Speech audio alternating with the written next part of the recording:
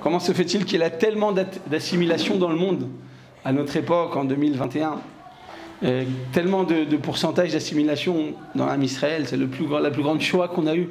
C'est le mariage mixte, c'est des enfants comme ça qui sortent de ces unions qui ne sont pas juifs. Il dit comment ça se fait?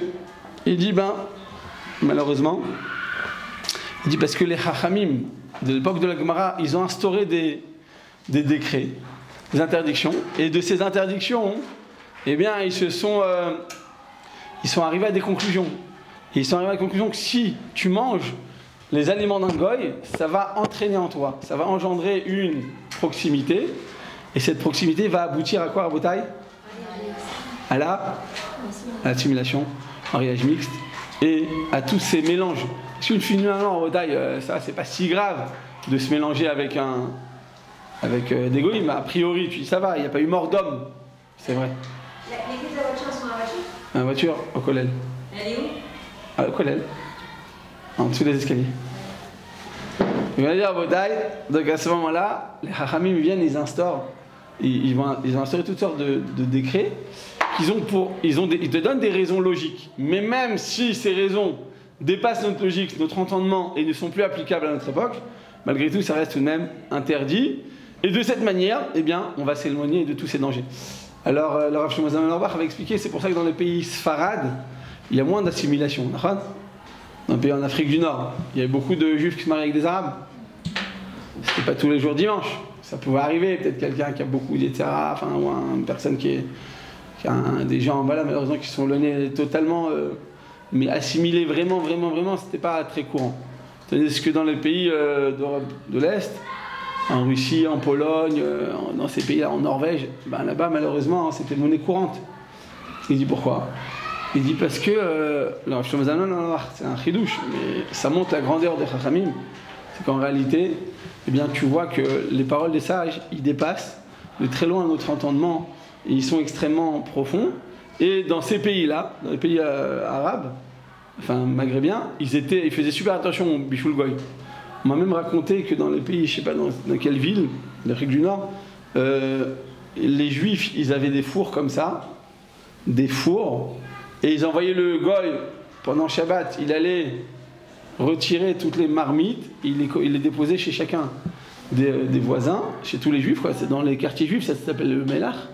Et là-bas, le Goy, il connaissait la marmite de chacun. Ça, c'est à Madame Coed, ça, c'est à Madame Lévy, ça, c'est à Madame Tartampion. Et à chacune, comme ça, il leur donnait ses marmites. Mais les marmites, qu'est-ce qu'ils faisaient? On m'a dit qu'ils les fermaient avec une sorte comme ça de foulard, un truc comme ça, genre qu'on ne pouvait pas ouvrir. Et s'il ouvrait le Goy, il était gratuitement, il faisait super attention de ne pas se mélanger.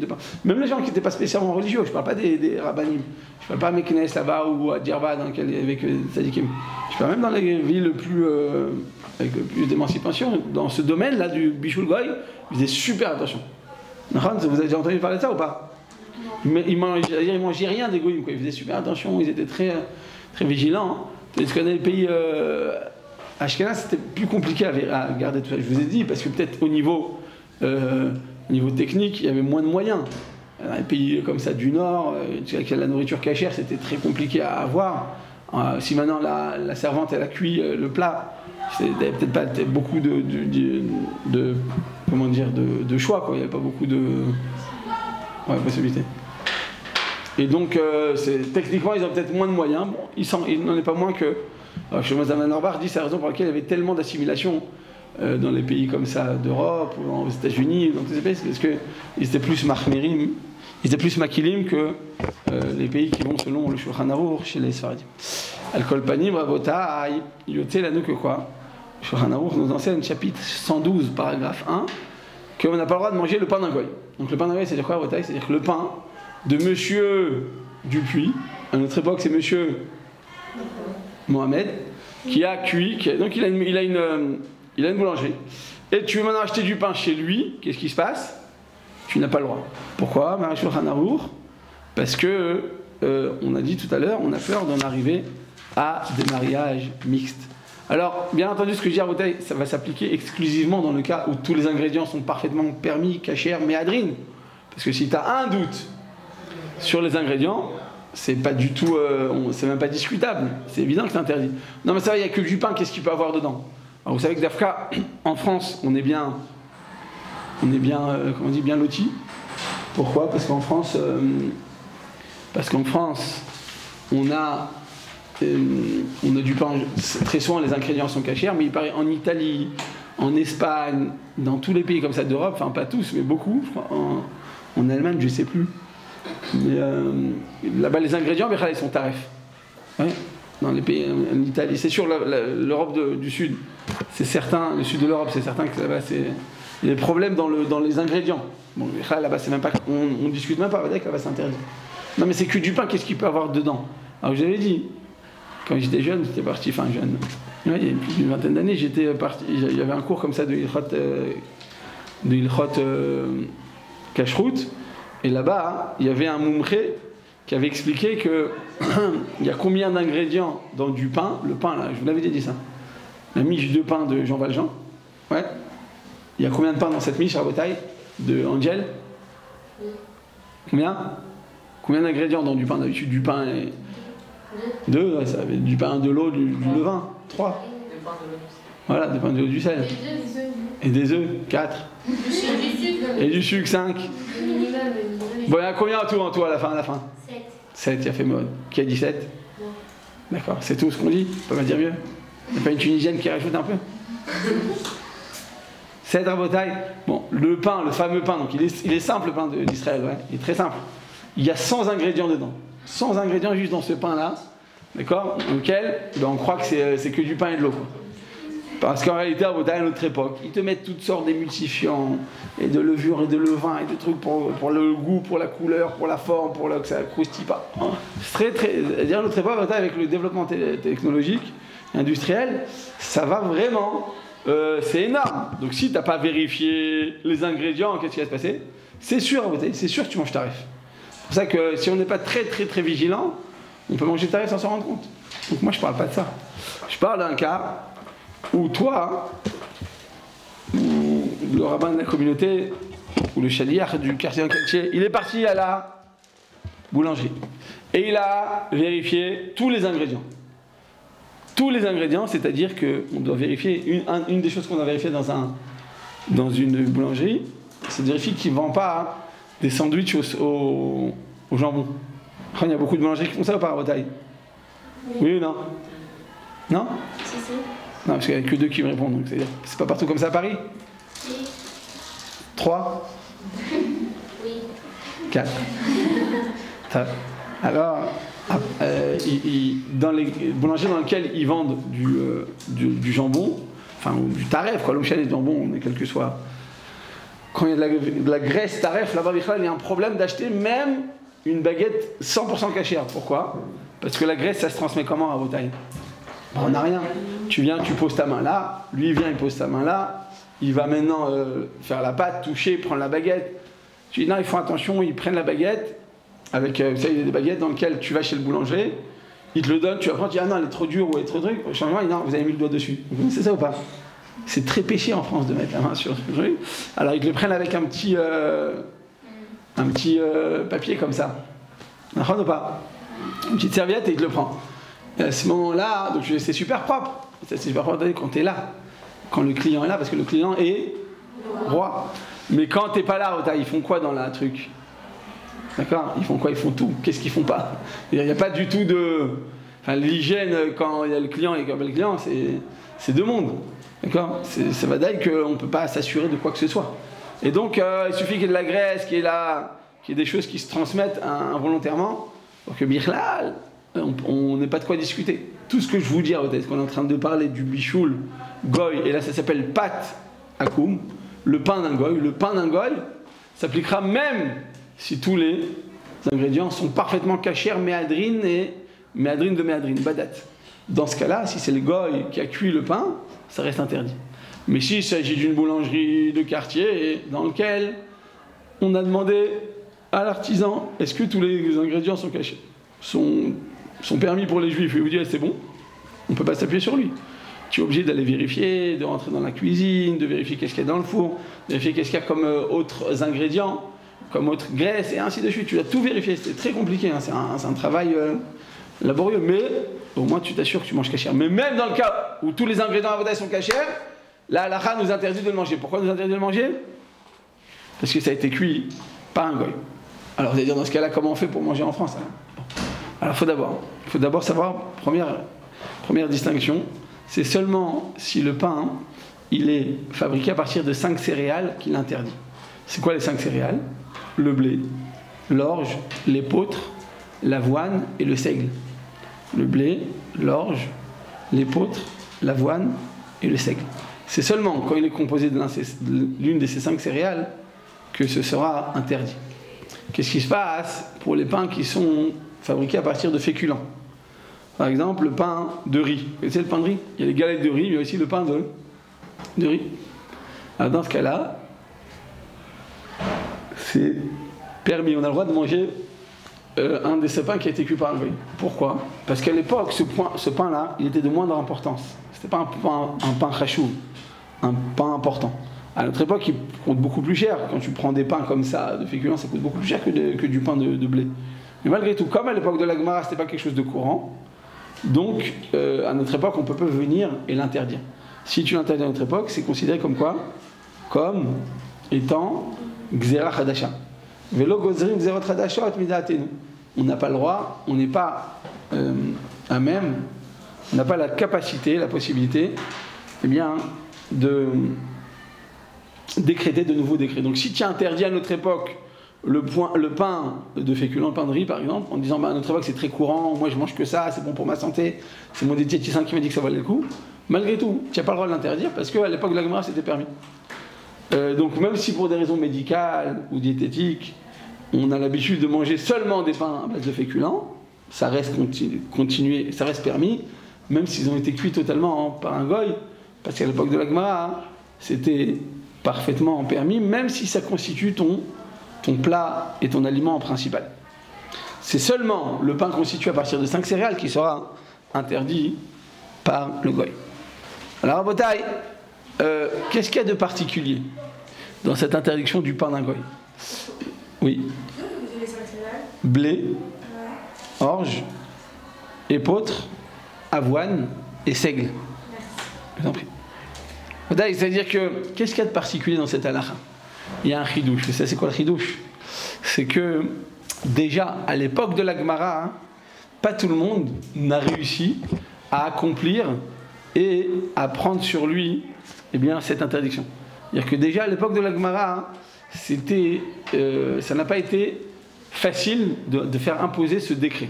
C'est quoi de faire imposer ce décret? Vous savez qu'il y a un principe, je ne sais pas si on l'a déjà dit, je crois qu'on l'a dit, écrit comme ça dans la Gemara, Kol Gzera, She'en Rov Atzibur Yecholim La'amod Ba, Ena Gzera. Je répète, Kol Gzera, She'en Rov Atzibur Yecholim La'amod Ba, Ena Gzera. C'est-à-dire que tout décret qui n'a pas été applicable par la majorité du peuple juif, d'accord, c'est pas applicable. Ils n'ont pas réussi à l'appliquer. C'était trop dur, c'était trop compliqué. Eh bien, il n'a plus force de loi. Il ne va pas être instauré et ne va pas être imposé. Pourquoi? Parce qu'on considère qu'à partir du moment où tu as instauré quelque chose que les gens n'ont pas réussi à appliquer, eh bien, ça devient permis. C'est de quoi ça devient permis? Bien, ça devient une xéra qui n'est pas applicable. Par exemple, à l'époque de la Gemara, il y avait Ezra. Vous vous rappelez de Ezra? Ezra Asopher. Ezra le scribe, on avait dit qu'il était un géant en Torah. Et la Gemara dit qu'il était tellement grand que si Moshe Rabbeinu n'était pas venu pour donner la Torah, ça aurait été Ezra qui leur donnait cette Torah. La Torah Kedosha, on l'a reçue de Ezra. Tellement il était grand, il était géant, on l'appelait Ezra le Sofer. C'est lui qui a instauré toutes sortes de décrets. Un des décrets qu'on connaît tous, c'est lire la Haftara le Shabbat. Pourquoi on dit la Haftara? Selon la Torah, selon Moshe Rabbeinu, il a instauré seulement de lire la Torah. Mais la Haftara, c'est quoi? C'est le Tanakh, c'est la Bible. Pourquoi on lit la Bible tous les Shabbats? Parce qu'à l'époque des Romains, les Romains c'était un peuple développé, c'était un peuple intellectuel. Ils ont dit écoutez, nous on accepte que le peuple juif continue à vivre, mais on ne veut pas qu'ils aient la Torah. Ils se rendent compte que c'est la Torah qui fait toute la spécificité du peuple juif. Donc vous étudiez tout sauf la Torah. Ils étaient pour l'étude, mais pas de la Torah. Donc qu'est-ce qu'ils ont fait? Ils ont annulé la Torah. Donc Shabbat, on ne pouvait pas lire la Torah. Donc qu'est-ce qui se passait à cette époque? On a pris le Tanakh, on a pris la Bible, et on a trouvé dans le Tanakh, dans les Nevi'im et dans les Ktuvim, on a trouvé des passages qui correspondaient au passage de la paracha. D'accord, donc par exemple, dans la paracha, on a parlé de quoi? Parachat Nasso. C'est la plus grande paracha de la Torah. D'accord, on a parlé de quoi? On a parlé du tsarat, du monsieur qui a la lèpre. Et bien là-bas, dans la Haftara, de qui on va parler? Qui a fait ça? Shimshon Agibor. On va parler de Shimshon. Pourquoi on parle de Shimshon? Parce que sa mère, elle était déjà depuis naissance, elle avait été nazir et lui, il était nazir. Et c'est là qu'il a eu toutes ses forces. Donc, comme on ne peut pas lire la Torah qui va nous parler du nazir, on va lire la Haftara, le Tanakh, la Bible, dans lequel il va être question du nazir, et ainsi de suite. Donc ça, c'est Ezra Sofer qui l'a instauré. Un deuxième décret d'Ezra Sofer, vous en connaissez, vous? Non, j'avais déjà parlé de ça une fois. Hein? L'écriture quoi? L'écriture en hébreu, ça c'était plus Moshe Rabbeinu, l'écriture Ktav Ashuri. C'est Moshe Rabbeinu, ça a été Malach HaMishem Sinai. Ah ouais, normalement c'est Néel Bravo, il a fait. À moment ça s'est oublié et lui il a fait, effectivement. Il a fait. Un truc que vous connaissez plus, c'est le fait de faire la lessive le vendredi. Ça vous arrive de faire votre lessive le vendredi à Rotaï? Oui ou non? Bon, c'est interdit, vous savez que faire la lessive le vendredi c'est interdit. Pourquoi? Pourquoi pas aujourd'hui? Sinon, ça c'est sympa comme approche. Non, c'est pas que c'est permis. Hein? De peur de continuer pour Ouais, non, c'est de peur de pas être libre pour les préparatifs du Shabbat. Comme tu dois être libre le vendredi pour préparer le Shabbat, si tu commences à faire ta lessive, ça risque de te prendre trop longtemps et donc c'est interdit. Le vendredi, on n'a pas le droit. Le jeudi soir, on peut, mais pas le vendredi. Le vendredi, on n'a pas le droit de faire la lessive. C'est pas à partir de Chatzot? Non, à partir de Chatzot, c'est tous les travaux, on n'a pas le droit de faire tous les travaux à partir de Chatzot. Après-midi, tous les travaux, on n'a pas le droit de les faire le vendredi. Il y a écrit quand on fait un travail le vendredi après-midi, il n'y a pas de bracha dans ce travail. Donc tous les travaux sont interdits, mais la lessive, toute la journée, c'est interdit. Bon, alors, comme a dit Chirel, à l'époque, c'est vrai que faire la lessive, ça prenait toute la journée. Ça prenait la tête. Ouais, donc c'était un grand travail, c'était très prenant, c'était compliqué. Mais à notre époque, c'est un bouton. Un bouton plus 6 shekels, ça fait mal. Mais ça reste un bouton. Alors malgré tout, si c'est interdit à l'époque de la Gemara, ça reste interdit à notre époque. Alors comment ça se fait qu'il y a plein de personnes qui ne connaissent pas ça? C'est halakha, la plupart des gens ne connaissent pas. Hein. Je rigole quand je dis que c'est permis. La plupart des gens, beaucoup ne le savent pas. Parce que il y a certains poskim qui vont dire comme ça. Quand le Bahor Yeshiva, il revient quand? Il revient vendredi, il repart samedi soir. Donc si tu ne fais pas sa lessive le vendredi, il ne va pas pouvoir avoir des habits propres pour retourner à l'Yeshiva samedi soir. Ou pour les gens qui vont à l'armée, ou en Milouim. Ils partent, ils reviennent, ils ont la permission du Shabbat, ils arrivent juste avant Shabbat, ils repartent Motzei Shabbat. Eux, si tu leur permets pas de faire la lessive, qu'est-ce qui va se passer? Ils ne vont pas avoir d'habits propres. Ça va être un manque de dignité, de propreté. Donc c'est la raison pour laquelle, dans ce cas précis, en cas de nécessité, c'est une nécessité absolue. Tu n'aurais pas pu le faire en semaine. Alors Yeshiva, il n'a pas de machine à la Yeshiva.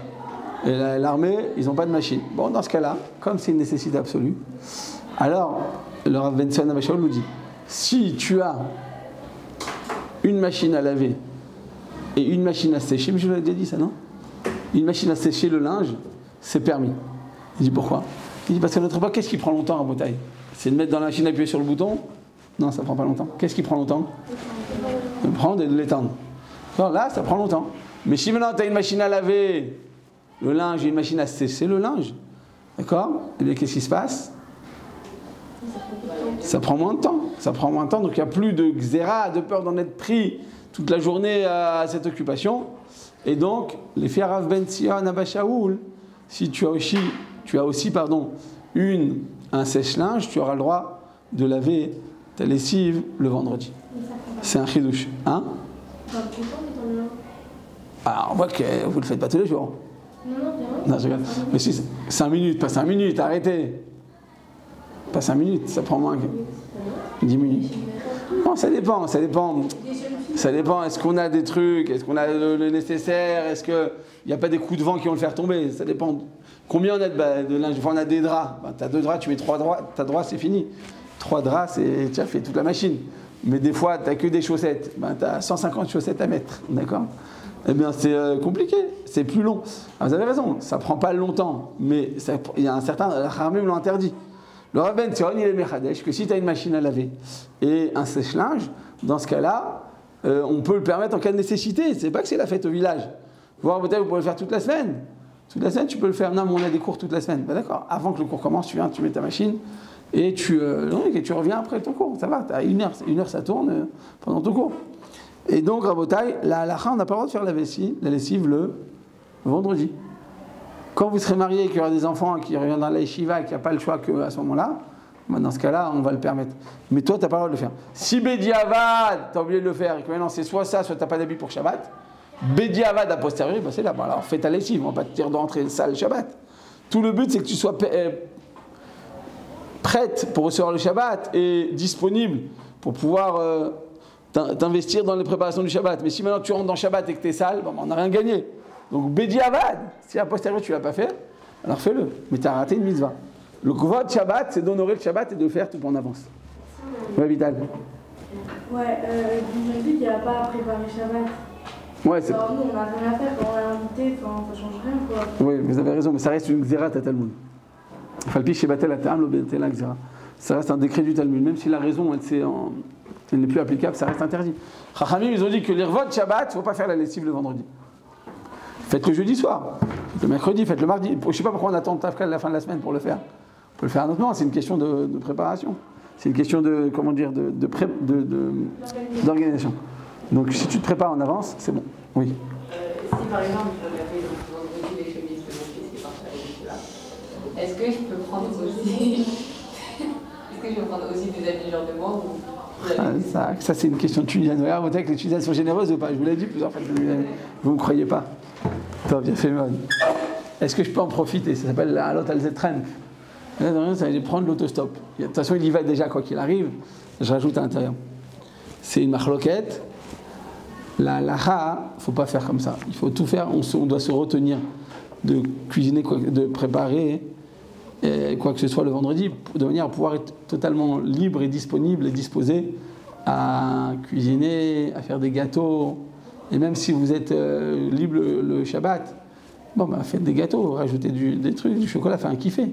Pourquoi vous allez d'Afka ne pas profiter? Et quand même, quand on est invité, on peut profiter du Shabbat. Donc le maskana, c'est une marloquette. En conclusion, on interdit si ce n'est pas une nécessité. Quoi qu'il en soit, il faut que ce soit nécessaire. Si c'est nécessaire, on le permet, mais c'est Bediavad, c'est Chaval. Tu as fait Shabbat Bediavad, c'est pas Chlam, c'est pas dommage. Tu peux faire Shabbat Lechatrila. Shabbat Lechatrila, c'est une Xérat à Talmud. Donc ça s'applique quand même à notre époque. Alors, ce qu'elle a dit Chirel, c'est qu'à notre époque c'est un peu différent. C'est vrai que si c'était vraiment une Xérat à Talmud, même si tu as une machine à laver et que tu as un sèche-linge et que tu as ton fils qui vient à la yeshiva, si c'est une Xérat à Talmud, tu montes et tu descends, ça reste un achon, c'est immuable, ça ne bouge pas. Alors c'est pour ça que on cherche des coulottes s'il y a une nécessité. Mais s'il n'y a pas de nécessité, on ne cherche pas de coulottes. Je vais dire, ouais, mais je vais pas rentrer dans le Shabbat. Tu sais quoi, galère une fois un Shabbat, t'en fais pas, tu verras qu'après, ça ne marchera plus comme ça. C'est comme ça dans la vie des fois. Si tu te mets une limite et qu'une fois tu te pénalises, tu verras qu'après, tu vas plus oublier. C'est comme ça que ça marche. L'être humain, il va toujours il pousse toujours. On aime bien pousser. Quoi qu'il en soit, Botaï, on a dit quoi? Vous voulez un autre exemple de Tfilat Ezra? Après le mariage, l'homme, il devrait aller à chaque fois au mikvé. D'accord? Chaque fois, il devrait aller au mikvé. Non, à notre époque, c'est que la femme qui va au mikvé, une fois par mois. Mais l'homme, chaque fois, il devrait aller au mikvé. Et donc, à l'époque, on a dit, attends, mais c'est impossible. Trouver des mikvés à l'époque, c'était très compliqué. Il fallait aller dans des grottes. Il fallait passer par des forêts. Il fallait rentrer dans des fleuves gelés. Vous connaissez comme le Baba Salé? Il était comme ça dans le nord du Maroc. Les fleuves, ils étaient gelés. Il cassait avec son pied la glace et il s'immergeait. Bon, alors comme c'était très compliqué de trouver des mikvaot, Et dans ce cas-là, ben, le couple devait se séparer tout le temps, donc ils ont annulé la Tvila Tetra. Pourquoi? La Gemara dit parce que c'est une Xéra chez En Rov Hatzibur Yochim La'amod Ba. C'est un décret qui n'est pas applicable par la majorité du peuple. C'est compliqué. À notre époque, il y a des migrés partout. Par exemple, à Arnof, il y a 2 migrés pour femmes et il y a au moins 10, ou une fois j'ai calculé 15 migrés pour hommes. C'est énorme. Baruch Hashem Kenirbu. C'est facile, en 2 minutes, tu te trempes à notre époque. À l'époque, c'était un truc, c'était très, très compliqué. Il fallait, c'est un vrai sacrifice. Donc, du fait qu'à l'époque, ça n'a pas été applicable, parce que techniquement, on n'avait pas les moyens de le faire, eh bien, ça s'appelle Gzera, Kol Gzera. She'en Rov Hatzibur Yecholim La'amod Ba Ena Gzera. C'est un décret qui n'est pas applicable techniquement par la majorité du public, donc ça n'a pas force de loi. Si ça n'a pas force de loi, on va annuler ce décret. C'est un peu un chidouche que jusqu'à présent je vous dis. Un décret du Talmud, quelles que soient les circonstances, quelles que soient l'application, ça reste immuable, ça s'applique à vie. Mais là, je suis en train de vous dire que si il y a un décret du Talmud qui n'a pas été accepté au départ, depuis le départ, Haramim, ils se sont assis au tribunal, ils ont dit allez, maintenant on va imposer telle interdiction. Et immédiatement, ils disent on va pouvoir. Ils te donnent des raisons. Ils te disent non, comment on va faire, comment? Alors on peut l'annuler. À l'époque, quand le Ovadia il était vivant, bon, j'ai le mérite d'être proche de sa grandeur, et là, il avait sorti un livre le jeudi, le Chot Shabbat, il avait écrit là-bas que quand on a des barquettes en aluminium, comme l'aluminium, c'est une matière qui doit être trempée au mikvé, il dit, ben, si tu achètes une barquette en aluminium, tu dois la tremper au mikvé, les jetables, je veux pas. Tu l'utilises et après voilà, sinon tu ne peux pas l'utiliser. Donc il a écrit ça dans son livre, ça c'était jeudi. Vendredi, moi je donne un cours ici aux femmes d'Arnof, et quand j'ai dit ça, il y allait avoir un tremblement de terre dans la salle. Il dit quoi, vous vous rendez compte, il faut aller au mikvé, imaginez-vous, tu achètes 10 barquettes aluminium, tu vas au mikvé, maintenant au mikvé, l'eau elle est un peu ancienne, c'est pas le mikvé pour femmes, pour femmes c'est un hôtel, c'est un spa. Parce qu'ils n'ont pas envie qu'une femme pas religieuse, elle soit... Mais le mikvé des ustensiles à vos tailles, elle est verte, quoi, tellement c'est naturel, quoi, bon, super naturel. C'est comme la source là-bas, vous voyez la source d'eau avec le vert autour, les nénuphars comme dans la Pkeila, c'est vert comme ça. Ouais. Bref, l'eau à vos tailles dans le mikvé, c'est une Pkeila. Tu viens, tu mets ta main, tu la retrouves plus ta main. Il faut aller chercher, perdu de... Il faut faire un avis de recherche. Mais qui te saura vos tailles, tu as le mikvé pour ustensiles, c'est compliqué. Et alors? Donc tu dis aux femmes, vous achetez des barquettes en aluminium, tu les trempes au mikvé, après que tu les as trempées, il faut le sécher, il faut le nettoyer parce que ça laisse des auréoles, c'est pas... Tu viens, tu le sèches, tu nettoies, avec les tours, ça sert à rien. Tu achètes une vraie barquette, tu la nettoies et c'est fini. Toi, pourquoi tu achètes des barquettes en aluminium? Pour pas avoir besoin de les nettoyer. Mais là, non seulement tu dois nettoyer, mais en plus de ça, tu dois le tremper au mikvé, avec les tours à vos tailles. C'est très compliqué. Donc quand j'ai dit ça, dans la salle, il y allait avoir un tremblement de terre. Dimanche, je suis parti chez Rav Yosef et je dis à Rav, là, sachez que ce que vous avez écrit dans le livre, qu'il faut l'armir de tremper des ustensiles en aluminium, je tape, c'est compliqué. Les femmes, elles l'ont mal pris, quoi. Elles allaient me lyncher. Donc il a dit alors dans ce cas-là, on peut fermer les yeux. Bon, c'est-à-dire il y a des choses, si on voit que c'est pas applicable, ou les gens ne vont pas pouvoir le faire, on peut fermer les yeux. Ce que je vous dis, c'est vrai, c'est à l'époque du Talmud, pas à notre époque. À notre époque, si c'est interdit, c'est interdit. Tu montes, tu descends, ça reste interdit. Mais le chidouche, c'est de dire que il y a des choses qui n'ont pas été applicables. Donc je ferme cette longue parenthèse et je reviens à nos moutons. Donc dans le pain à vos tailles, qu'est-ce qui se passe? Tu as du pain. Et ce pain-là, il a été cuit par un goy. Vient le Rama, vient Rabbi Moshe Serlich, vient le Posek, les communautés Ashkenaz, il dit attends une seconde, tu dis que c'est interdit de manger du pain. Mais déjà à l'époque du Talmud, ça n'a pas été applicable par tout le monde. Déjà à l'époque du Talmud, ça n'a pas été étendu. Cette xéra, ce décret ne s'est pas étendu à l'ensemble de la communauté. Et donc,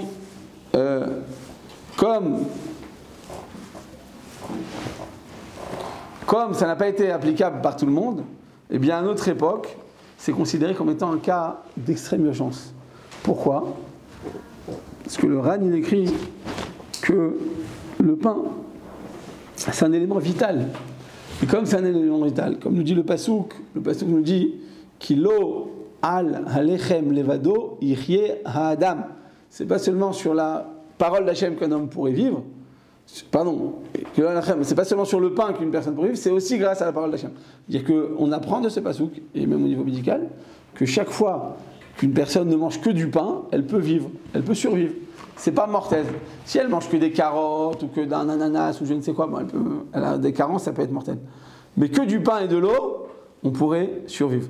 C'est-à-dire que comme c'est un aliment vital, alors les poskim nous disent que on pourra, pour les poskim ashkenazim, on pourra se montrer indulgent s'il n'y a que ce pain dans notre région. On est dans une région dans laquelle il n'y a pas de boulangerie juive.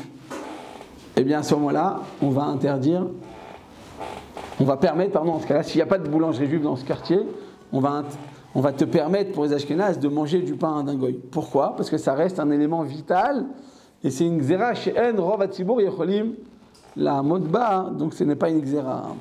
Ce qui signifie à Botaï que si tu es dans une région dans laquelle il n'y a pas de boulangerie juive, il n'y a qu'une boulangerie goy, et que tous les ingrédients de ce goy sont parfaitement cachés, permis et méadrines, à ce moment-là, on pourra le permettre.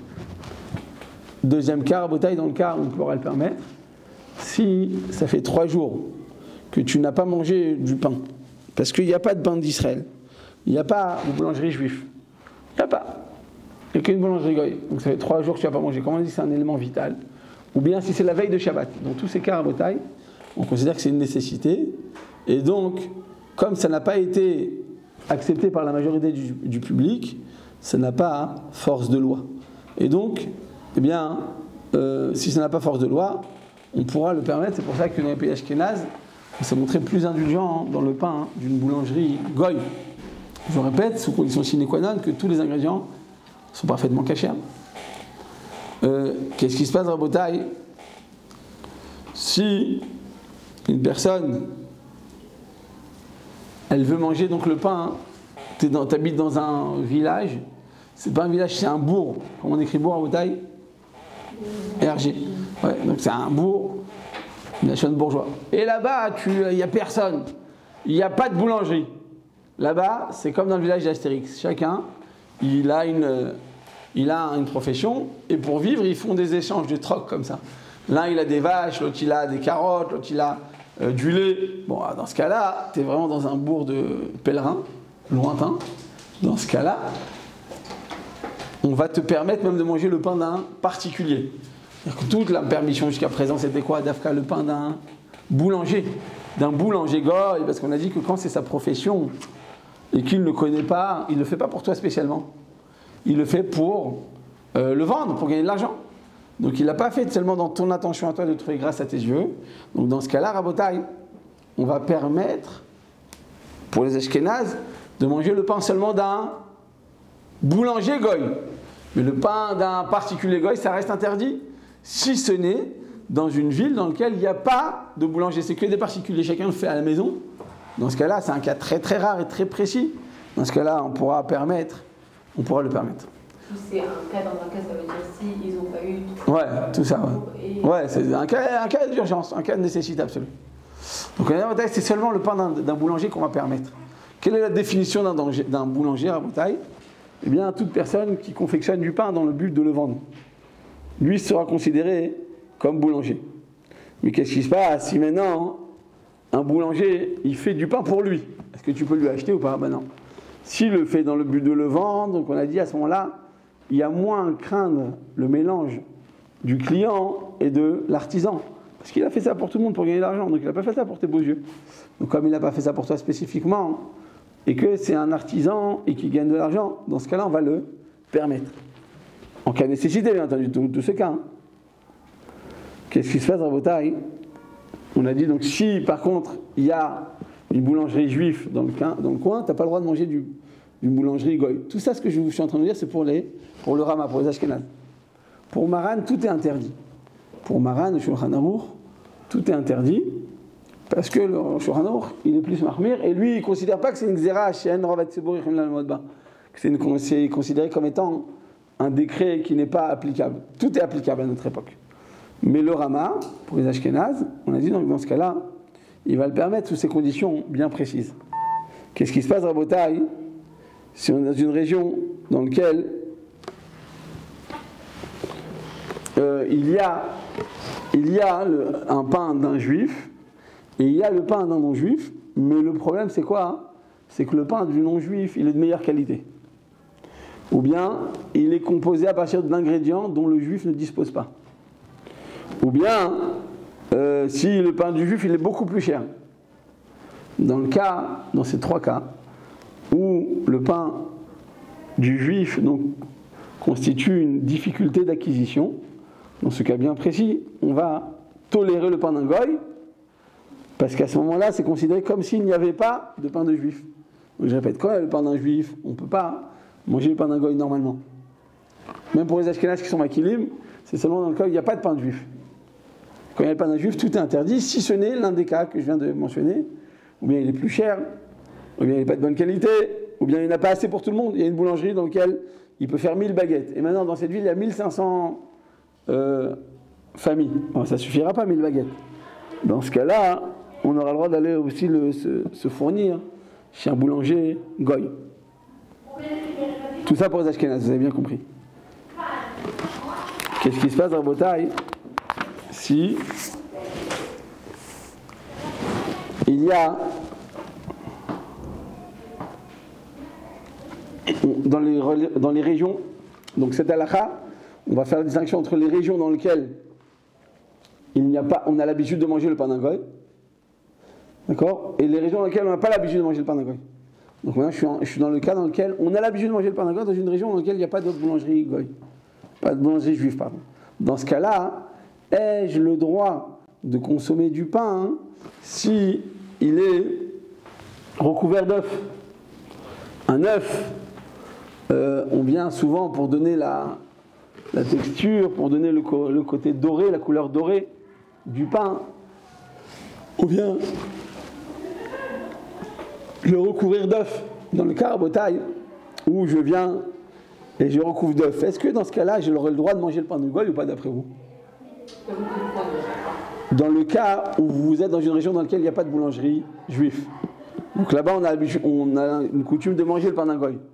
Mais est-ce que cette permission va aussi s'appliquer dans le cas où il y a de l'œuf dessus ou pas? Dans le pain, il y a de l'œuf.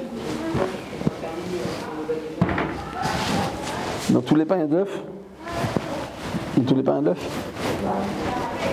Assumez vos paroles, assumez. Soyez fortes. Dans le pain, il y a toujours de l'œuf ou pas? Pas toujours. Ouais, la plupart du temps, oui. D'accord? Donc vous avez raison. Si c'est dans la pâte ou si c'est garni, c'est la même chose. Je suis d'accord, il n'y a pas de différence entre les deux. La question est de savoir, Rabotai, est-ce que si il y a de l'œuf dans le pain, ou s'il est juste recouvert d'un œuf pour donner la couleur, est-ce que dans ce cas-là, ça reste permis ou pas? Réponse oui. Donc pourquoi ça reste permis? Arrête, des fois, l'œuf, il y a du sang dedans. Et s'il y a du sang, j'ai pas le droit de le manger. À cela, on répond, la majorité des œufs Rabotai, elles sont touchées par le sang ou pas? Ça arrive, c'est minoritaire. Et même s'il y a du sang, vous savez qu'à notre époque, le sang dans un œuf n'est pas le signe d'une procréation entre la poule et le coq. Pourquoi?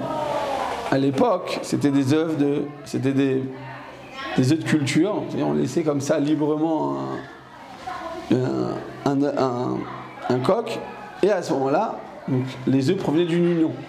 À notre époque, à Rabotai, qu'est-ce qui se passe? On les met dans des cages. Vous avez vu les cages à poules, à quoi ça ressemble? C'est horrible, c'est affreux. Ils ont des conditions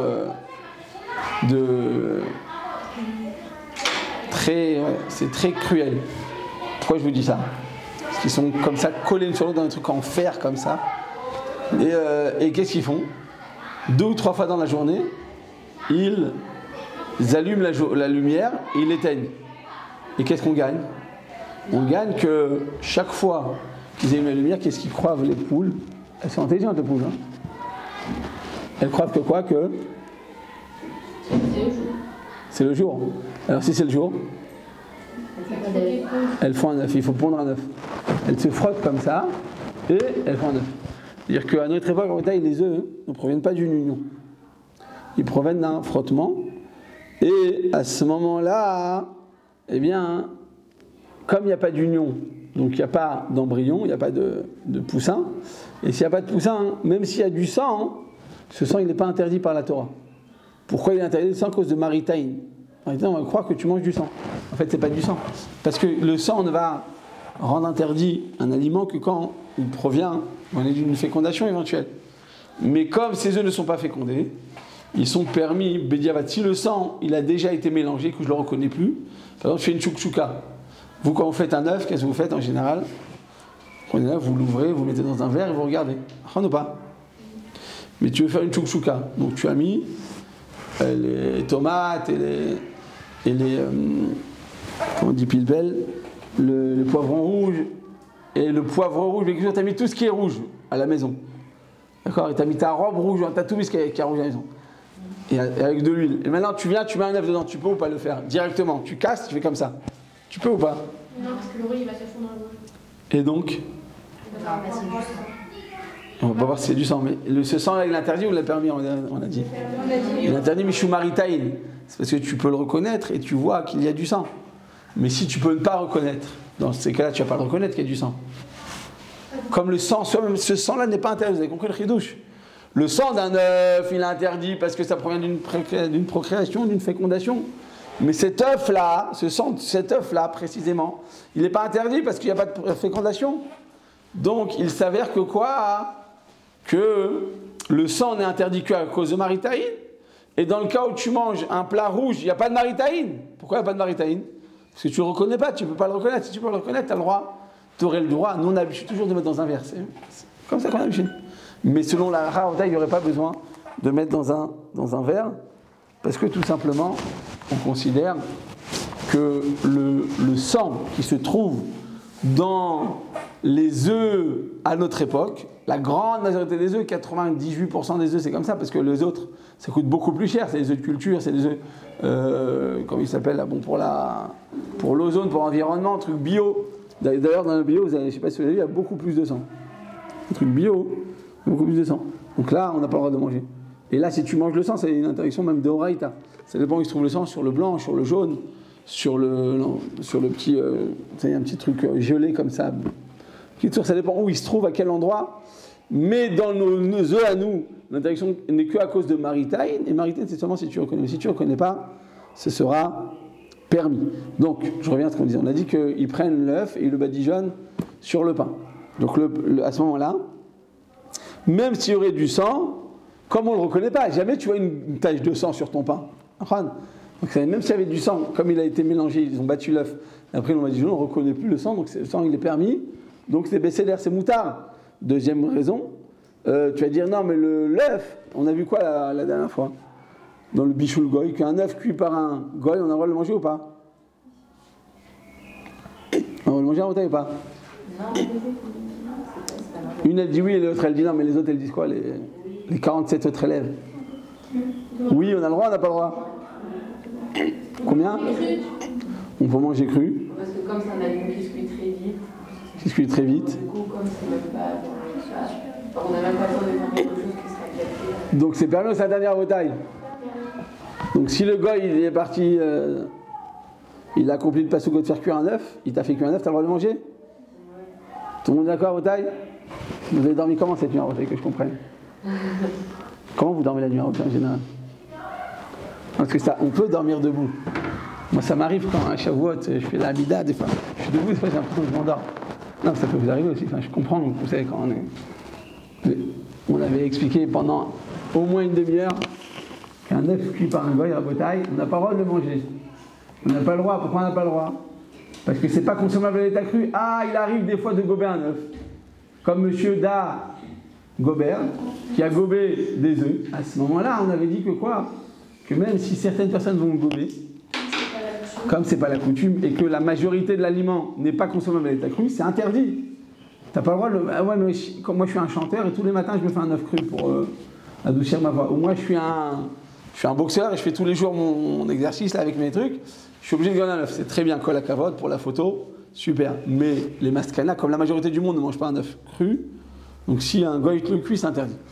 Le éther qu'on avait dit, ça c'est ce que l'allusion que vous avez dit, c'est que normalement, pour qu'un aliment soit permis, il faut qu'il soit cuit au moins au tiers ou à la moitié, ou à 30%, 33% ou à 50%, selon le cas. On avait dit que dans l'œuf, comme ça cuit très vite, en 1 minute ça cuit, si le juif il a intervenu même à 1 seconde de la fin de la cuisson, d'accord, normalement c'est mort. Quand tu passes le tiers ou tu passes la moitié, c'est fini, c'est interdit.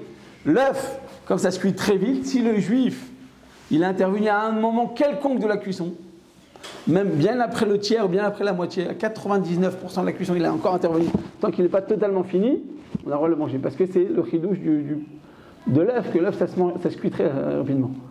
C'était ça votre allusion, enfin c'est ça votre source. Mais sinon, si ça a été totalement cuit par un goy du début à la fin, tu ne peux pas le manger. Donc si tu ne peux pas le manger, comment ça se fait qu'on peut manger un œuf sur lequel on a étalé du pain, de l'œuf, pardon. Enfin bref, vous avez compris. Un pain sur lequel on a étalé un œuf, pourquoi on a le droit de le manger? Si l'œuf ça a été cuit par un goy, c'est interdit. Alors comment ça se fait qu'on aurait le droit de manger un œuf qui a été posé sur du pain?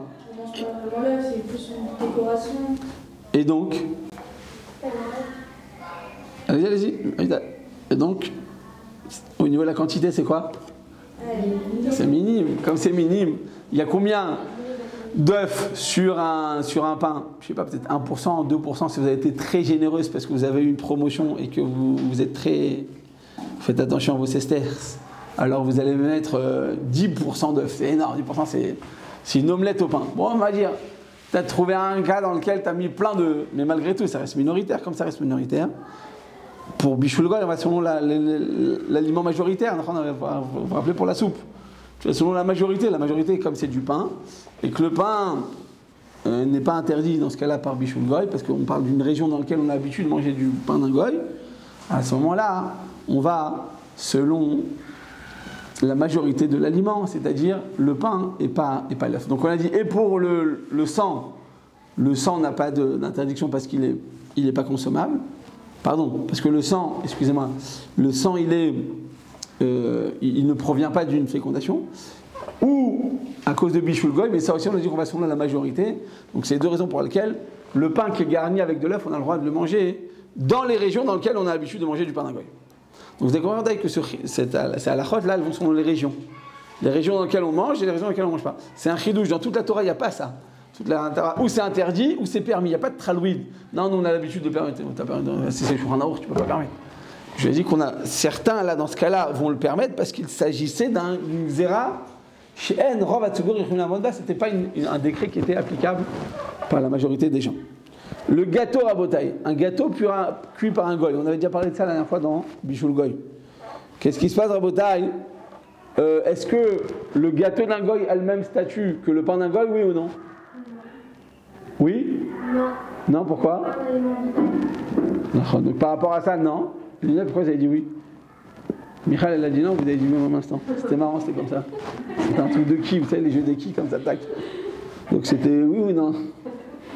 C'est H en fait. Allez-y. Oui, il me semble que oui. Oui. Mais pourquoi? Oh. Ça, le plus important pour moi, que je vous enseigne, c'est le pourquoi du comment. Parce que oui, non, vous allez oublier.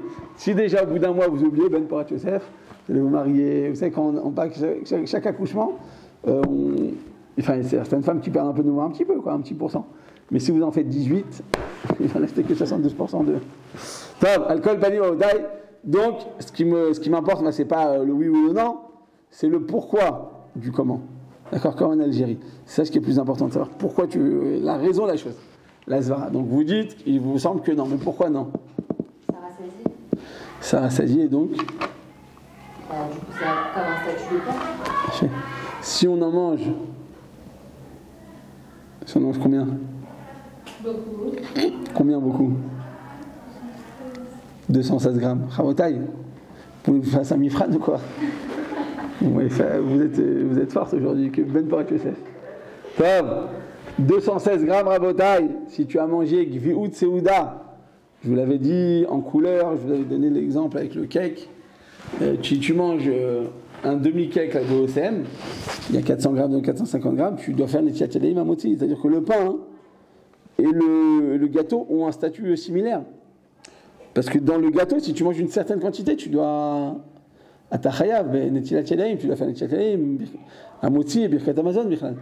Donc le gâteau va avoir le même statut que le pain. Et donc, Rabotaï, dans les régions dans lesquelles on permet le pain d'un goy, on va aussi permettre le gâteau d'un goy. Vous vous rappelez, il y a 2 semaines, vous m'avez dit comment on fait pour manger alors avec la liste. Vous m'avez demandé est-ce que le juif il rentre dans l'usine. Moi, je vous ai dit le juif, non seulement il ne rentre pas, mais s'il est gentil, le propriétaire, il envoie un fax. Au conseil, on dit voilà nos ingrédients, s'il est gentil, s'il est obtempérant. Mais ils font ce qu'ils veulent. Donc c'est certain qu'il n'y a aucun juif qui rentre dans l'usine. Chez le boulanger du coin, si le rave du quartier, il est sympathique, il dit écoute, ça vaut le coup pour toi que je vérifie tous les ingrédients, que ça soit pâte Israël, venir, est-ce que tu as encore des dizaines et des dizaines et des centaines de clients en plus? Alors il est intéressé, ok, vas-y, pour l'argent, il est prêt. Mais dans une usine, personne ne va te laisser rentrer. Donc même quand le consistoire te permet, par exemple les petits écoliers, pas le petit écolier, le petit beurre de lu, eh ben, le petit beurre c'est avec du lait ou c'est juste c'est juste le nom? C'est vrai lait?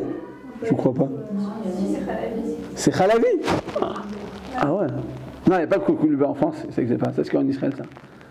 En France, quand ils disent, il n'y a pas le goût du beurre, c'est ou au beurre ou pas au beurre.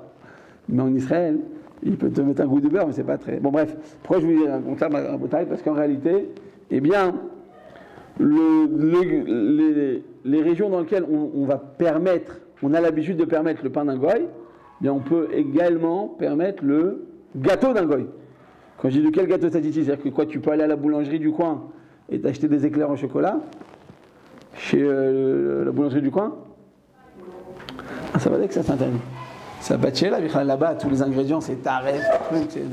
Même le levain, une fois quelqu'un m'a dit que même le levain, quand ils sont faits de manière artisanale, ils prennent la levure, comment ils la font? Ils prennent les gâteaux qu'il n'a pas vendus la veille, ils les ensemble, ils en fait une pâte comme ça, ils les mixent, ils les laissent fermenter, et là il va faire le ferment, le levain. Donc bichlal, dans les gâteaux, c'est certain qu'il y a des ingrédients taref. Dans le pain, c'est un aliment élémentaire, d'accord? Et il y a sûrement des bdicotes de Misrad Abriout, et il est très possible que le ministère de la Santé, eh bien, pour le pain, il a une certaine réglementation, mais pour les gâteaux, chacun fait ce qu'il veut. Chacun met autant de sucre qu'il veut, autant de gras qu'il veut, autant de beurre ou de margarine qu'il veut. Donc, vadaï que s'il y a un chachash comme cela, vadaï que tout est interdit. Donc, vadaï, j'ai dit que dans le cas où les gâteaux, avec bien entendu des ingrédients parfaitement cachés et méadrines, sont cuits par un goy, donc comme dans toutes les usines de France. Vous avez compris, je parle de la liste, hein, je parle pas des trucs cachers. Si c'est une bonne chère, c'est bon, ça a été fait par un juif. Mais dans les autres, qui sont faits par des goyim, à ce moment-là, c'est un bichoul goy, c'est un pas de goy. On a dit ça dépend. Si tu es dans une région dans laquelle on a l'habitude de manger le pain d'un goy, ben on pourra également manger le gâteau d'un goy, même si le gâteau, c'est pas aussi vital que le pain. C'est vrai, vous avez raison.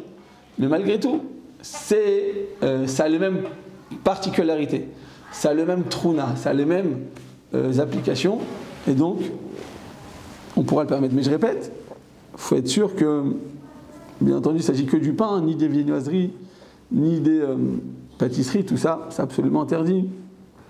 Même si le vendeur et le boulanger soutient Mordicus. C'est qui Mordicus? C'est Mordicus que tous les ingrédients sont permis. Va dire que dans ce cas-là, ça reste interdit. Pourquoi ça reste interdit? Parce que tout ce qu'on va permettre, c'est d'afka le pain ou ce qui s'y apparente immédiatement. Mais si maintenant c'est des pâtisseries et des choses comme ça, c'est absolument interdit. Les gâteaux à botaille donc auront le même statut que le pain. C'est la même chose pour une pizza. Une pizza qui est enfournée par un goy. Donc tu vas au restaurant avec la meilleure ashgaha de France. D'accord? tu vas au Tibbs. Et là-bas, tu manges une pizza. Maintenant, c'est qui en général le pizzaiolo? C'est pas un juif, c'est un goy. D'accord? Ou c'est un chinois, parce qu'il faut aussi les sushis avec ses petits doigts. Là, c'est des petits doigts, vous savez, pour faire des petits. Pour que ce soit bien droit. Moi, quand je fais un sushi, ça part dans tous les sens. Il faut que je prenne une paille pour récupérer tous les trucs. Mais les Chinois, quand ils ont des petits doigts, après ils ont des massages très trucs. Les Chinois, tac, tac, tac, parce qu'ils sont très. Ils ont des petits doigts comme ça, très solides. Et alors, pourquoi je vous dis ça? Parce que, ou bien c'est un Chinois, ou bien c'est un Arabe, ou bien c'est ce que tu veux, mais c'est pas un Juif. C'est normal, ça coûte beaucoup plus cher une main d'œuvre juif qu'un goy. Donc dans ce cas-là, à Botaï, la pizza, lorsqu'elle est enfournée par le goy, elle devrait être interdite. Non. Est-ce qu'elle est interdite ou pas, Mechila? Dans le cas où tous les ingrédients sont permis, vous avez bien compris. C'est permis ou c'est interdit à cause de Bishul Goy? Ça dépend de la région. Alors dans la région dans laquelle vous avez l'habitude de manger le pain d'un goy. Mais dans une pizzeria, dans toutes les pizzerias que je connais en France, le feu il est toujours allumé par les juifs. Le feu dans le grand four comme ça, c'est toujours un juif. Donc là-bas, c'est certain que c'est pas Israël. Mais le problème, c'est quoi le problème que je vous pose à Rabotai? C'est quoi la question que j'ai? C'est considéré comme du pain. Est-ce que c'est considéré comme du pain? À quel niveau? La pâte, c'est sûr que c'est du pain, même si tu vas dire que des fois on fait des pizzas maisonnottes, mais c'est sûr que c'est du pain. Mais le problème, c'est quoi? C'est la garniture. Qu'est-ce qu'il y a Rabotai sur une pizza? Il y a quoi? Sauce tomate, fromage, olive, anchois, thon, saumon, oignon aubergine. Alors dans tout ça, est-ce qu'on a tout est permis quand c'est enfourné par un goy ou pas? L'aubergine non. Les oignons non, c'est manger l'état cru. 4 fromages, ça se mange l'état cru. Parce que c'est pasteurisé. Olive, comme on les achète dans boîte de conserve, alors. Mais sinon, une olive, tu peux pas la manger comme ça. Si tu la fais pas macérer, si c'est pas une récuisson. Mais effectivement, en boîte de conserve, comme c'est fait, on a dit en boîte de conserve, c'est fait avec de la vapeur, donc c'est permis effectivement. Donc il y aurait que le problème, ce serait juste l'aubergine. Non, les anchois, c'est cuit. Les anchois, c'est consommé à l'état cru ou pas? Oui. On les cuit, on les mange comment? Nous, on les mange déjà salés, mais est-ce qu'il a cuit avant? Alors, ou si c'est avec du thon, les pizzas au thon à Botaï pour les Tunisiennes d'entre nous. Ça, dans ce cas-là, on a le droit de manger du thon cuit par un goy ou pas? Oui, ça se mange avec c'est cru pour vous. Ça se mange avec cru à Botaï. Le thon, c'est très. Hein? Non, mais ça, c'est certaines parties très très particulières du thon. C'est pas. Le saumon aussi. Le saumon, le saumon, quand c'est du saumon fumé, donc on a dit dans le fumage, il n'y a pas de problème de Bishul Goy. Donc vous avez raison, s'il y a du poisson dessus à Botaï, c'est un problème. S'il y a du saumon, ou il y a du thon, ou il y a des anchois, ou il y a des aubergines, tout ce que vous avez dit, c'est interdit. À ce moment-là, il faut demander au Goy, que même si c'est lui qui a tout préparé, on demande aux Juifs, au Mashgiach, il y a un Mashgiach, c'est intéressant, que ce soit lui qui enfourne. Pourquoi? Parce que même si la pâte, elle s'assimile au pain, et que le pain, il a été cuit dans un four qui a été allumé par un juif, c'est bien. Mais on a dit que selon Shulchan Aruch, pour les autres ingrédients qui ne sont pas du pain, il ne suffit pas que le feu soit allumé par un juif, il faut que ce soit le juif qui l'enfourne, le juif qui le mette à un endroit dans lequel il va pouvoir atteindre la moitié de sa cuisson. Or, si c'est le goy qui l'enfourne, c'est fini, tu ne peux plus la manger. C'est pour ça que quand tu es dans des restaurants comme ça, même les meilleurs mashgiach, à chaque fois que je le fais, ils me disent mais non, c'est permis. Je dis non, mais c'est permis si c'est que du pain. C'est que du pain, c'est la sauce tomate. La sauce tomate, oui, c'est consommé à l'état cru. Parce que c'est de la tomate, c'est consommé à l'état cru. Mais si tu mets des ingrédients comme ça, tu le garnis de toutes ces garnitures, eh bien, ça devient interdit. Donc si c'est juste, je répète, on finit avec ça. Si c'est juste la sauce tomate, du fromage, des olives, des champignons, ça même si le goy il enfourne, c'est bon parce que c'est considéré comme étant des aliments consommables à l'état cru, donc c'est permis. Mais si le goy il a enfourné avec des aubergines par exemple, et ben les aubergines je ne peux pas les manger, il faut que je les enlève. Ok? Ou si c'est des parties du saumon qui ne sont pas pour... Quand c'est du saumon fumé, il n'y a pas de problème. Parce que comme il était consommable déjà fumé et que le goy l'a cuit, il n'y a pas de problème. Mais je crois qu'on met du saumon noir, on met du saumon fumé dans le... Non, on met pas du saumon cru. Donc pour le saumon, c'est bon aussi. Mais si c'est du thon, ou si c'est des aubergines, il y en a d'autres. Il y a d'autres ingrédients. Attendez, il y a quoi dans un truc? Piment. Ah, une fois, quelqu'un m'a fait goûter un truc, que Dieu le bénisse. C'était des pommes de terre avec du bleu par-dessus dans une pizza. Vous avez déjà goûté ça? Ah, c'était bon ou pas? C'est bourratier avec du... Ouais, très bourratier. Voilà. T'en prends un quart. Déjà, moi j'ai fini une pizza en France, il faut le faire. Mais avec des pommes de terre, plein de pommes de terre. T'as l'impression que c'est une daffina en fait qui était invendue. Hop là, ils te le mettent sur une tapate. Et hop là, ils te mettent un peu de bleu dessus pour donner du goût. Et uniquement, c'est bon.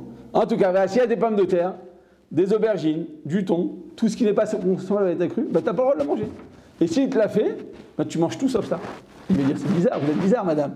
Vous me commandez une pizza aux aubergines, vous ne mangez pas les aubergines. Bon, le temps que je t'explique que là, l'interdit, mais qui sont. Laisse tomber, donc la prochaine fois tu feras attention et tu demandes aux juifs de l'enfourner. Et des fois, moi ça m'arrive, moi je dis, bah, il n'est pas là le mesgar, par hasard, chaque fois que je pose la question, le mesgar, il n'est pas, il vient de sortir. Il vient de sortir. Donc tu viens, tu le mets toi-même, ça prend 10 secondes. Et à ce moment-là, même si c'est le goy après qui continue, il n'y a pas de problème.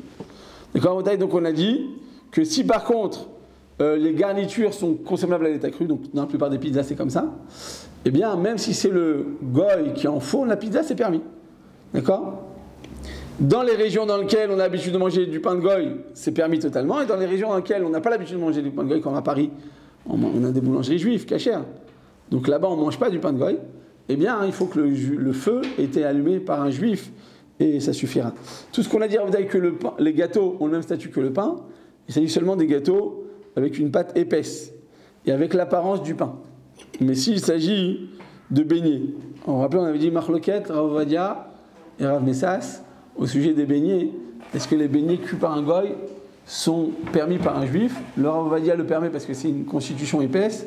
Le Rav Messas l'interdit parce que il ne s'agit pas d'enfournement, tu ne viens pas enfourner dans un four, tu viens le faire baigner dans un bain d'huile profond. Donc le Rav Messas se montre plus marmire dans ce domaine. Mardi, on va finir.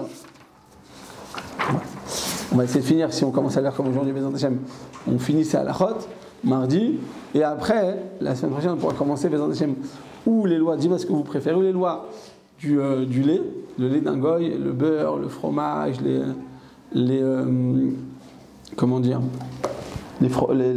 yaourts et ainsi de suite, ou bien on peut faire les lois du poisson, ou bien les lois de la viande. On a encore de la halachot, ne vous en faites pas.